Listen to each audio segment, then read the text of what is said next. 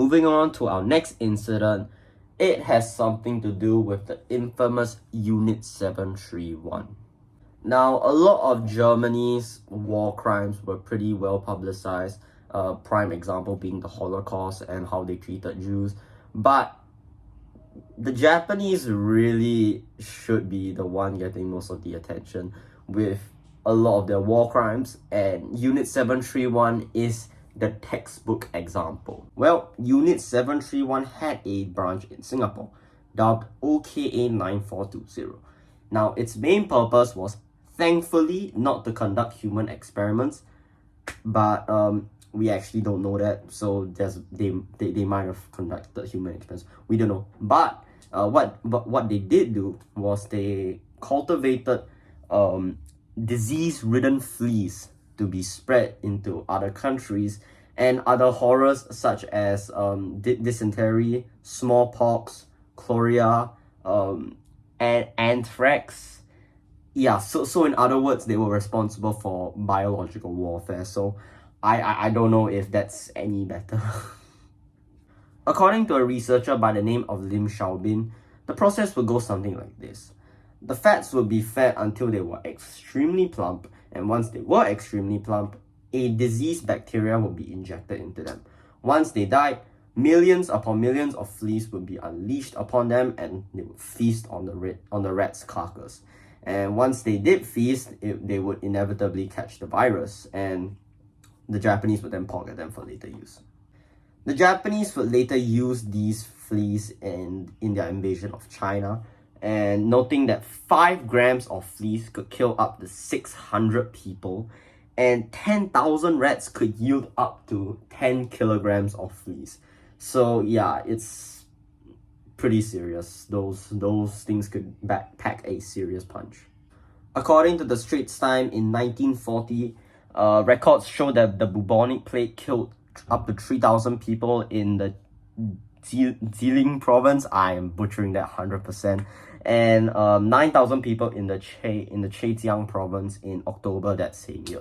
So yeah, like I said previously, it was pretty dangerous. Singapore's tropical climate was ideal for breeding these types of rats and fleas.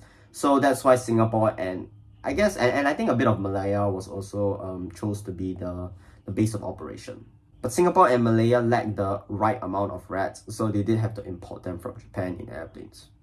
Ironically, OKA 9420 claimed to be a unit that helped prevent the spread of diseases in Singapore.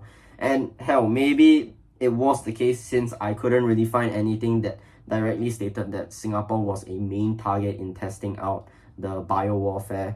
And hey, maybe they were actually doing Singapore a service by removing the rats from Singapore, from the Singapore streets, albeit for their own nefarious purposes. OKA 9420's facilities were located at Singapore General Hospital, as well as the College of Medicine building along College Road. If you were hoping for justice, you'd be sorely disappointed. Because after the war, the Americans wanted the data that Unit 731 did from those human experiments, and in exchange, the US will grant full immunity from prosecution should they give the data. And obviously, the Japanese at Unit 731 took that deal. So yeah, a lot of them escaped justice. And since OKA 9420 was a branch of Unit 731, I'm willing to bet that at least some of them got that same deal. Our former Cultural Minister Othman Wok did actually work as a lab assistant for OKA 9420. In his biography, he stated that he worked as a lab assistant, and his job was to check rats for fleas, which his colleagues would then collect the fleas and bring it to the lab. The Japanese did also burn most of their evidence, so there's no concrete solid proof that some of the things that we claim to happen may actually happen, which is why we actually don't know for sure if human experiments did actually happen. Pretty unlikely, but I don't know, man. I might be completely wrong. But anyways, yeah, that's OKA 9420, and that's Unit 731's presence in Singapore. A horrible unit. Biowarfare is why couldn't Unit 731 get the same notoriety as...